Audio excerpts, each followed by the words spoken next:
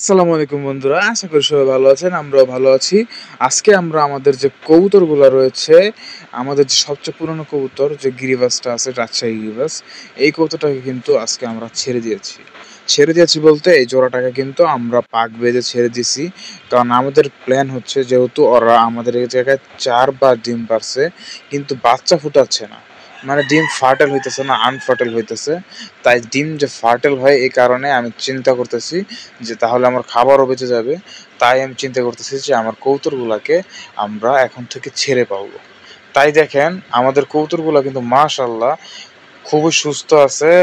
যা যাই হোক, কিছুদিন আগে ডিম নষ্ট করছে, তাই তাই হয়তো একটু কিঞ্চিৎ পরিমাণ সমস্যা আছে, ইনশাল্লাহ রিকভার করে ফেলবে। আর এই দেখেন আমি কিন্তু অলরেডি গোসল করার জন্য বৃষ্টির পানি দিয়ে দিছি, যাতে ওরা মল্টিংয়ে যেতে পারে।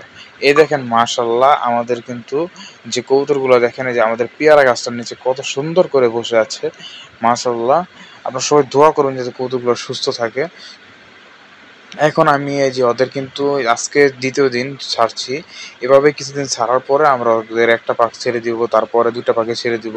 এভাবে কিন্তু আমরা ওদের যে ন্যাচারাল ভাবে যে গ্রাম্য পরিবেশে গ্রামে যেভাবে পালতো, আমি কিন্তু ওইভাবে পালার চেষ্টা করব। কারণ আমার যেহেতু ছাদ নাই, আমি কিন্তু এই বাড়ির মধ্যে আমার পালতে হবে।